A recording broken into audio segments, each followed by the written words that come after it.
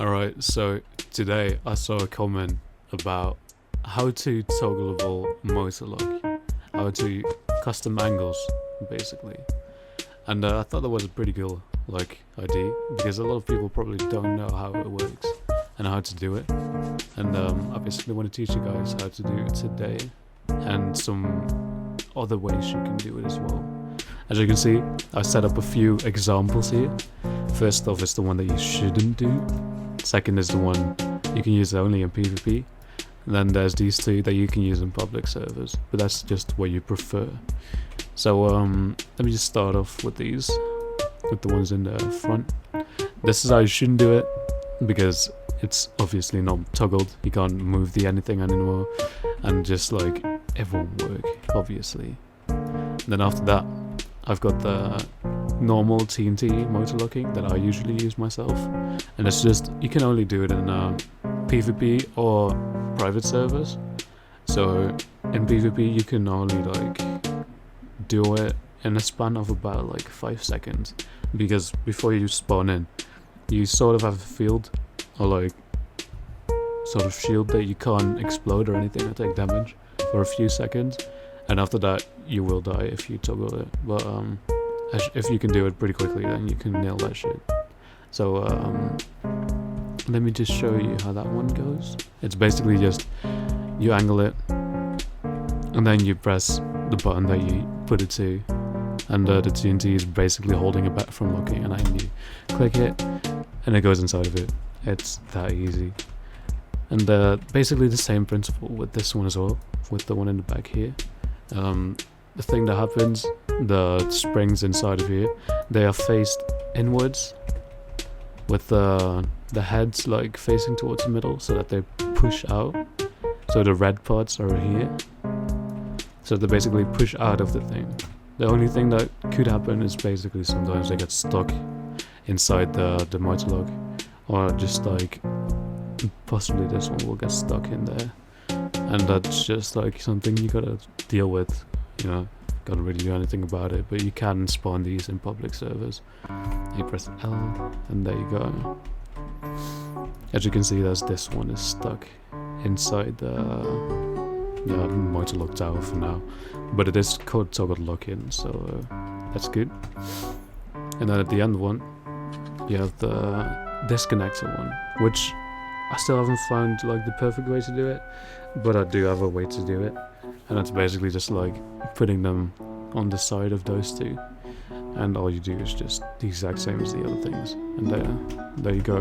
Those won't get in the way. You can do this in public servers, but the only thing is that you can't stick anything to the front or the back of the tower, which might be annoying for some people.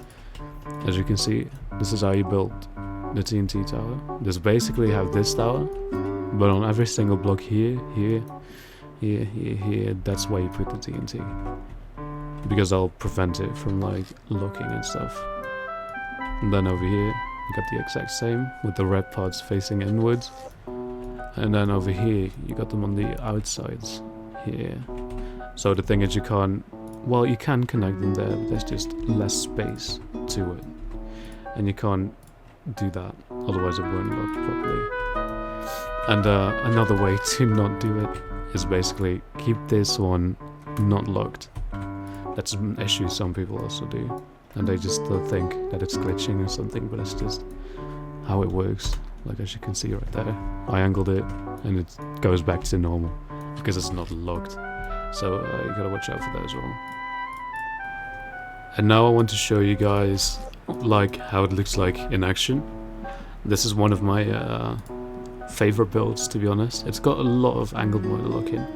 As you can see here, there's 2 parts that lock, and over there you wouldn't be able to do this with normal angles and wedges and stuff, so it's really nice that you can do that. And then over here as well, this part moves, because you can't angle any of those blocks, so right now you can.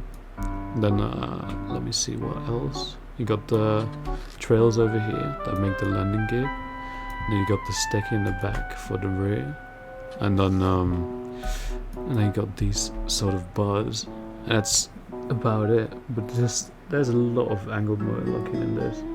some custom angles, and I really like how this turned out.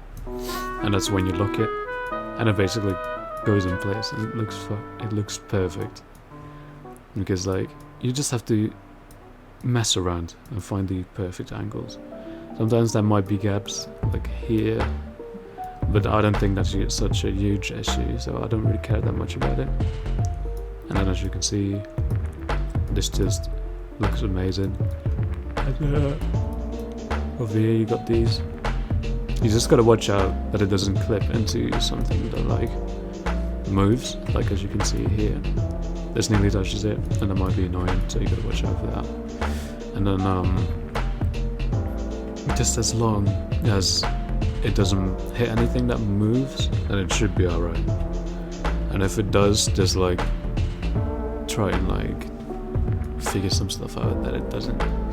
And yeah, that's some pretty epic things you can do with angled motor locking. And let's I've got one more actually that I want to show you guys. This one's got quite a bit of angles. It's got really tiny slight angles that you just can't, you barely can tell. Like over here, this moves down a little bit, and then over here the wing moves up, and then the rear moves up a little, and this goes down over here. And then as you can see, this part moves as well for the sort of string on top of it. You can barely see that there's angles, but like if you look closely you can see it just right. And I really like how that looks, and it's just perfect. Because sometimes you can't do that. There's no wedges that are this tiny, like this small of an angle.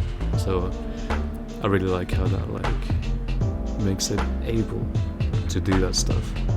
It's a bit complicated because if you look at this, you don't think, oh, this is a hard plane. But when you unlock it, it looks a bit more complicated. But once you like learn how to do this stuff, it gets a lot easier. You just have to know the basic things, like about motor locking, and then you'll get that basically. Because the first thing that I learned was this tower, and from there on I started experimenting and just seeing how things worked, and that's when I got about like learning this and stuff, and it's actually gone pretty well. And I want to help you guys in how to do that stuff, like the exact same stuff that I'm doing. And yeah, I hope this helped you guys out a little bit.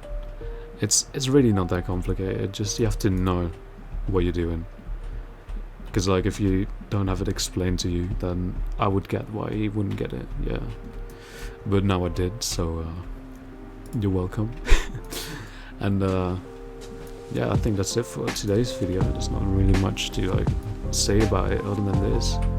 And I guess I'll see you guys in the next video. Cheerios.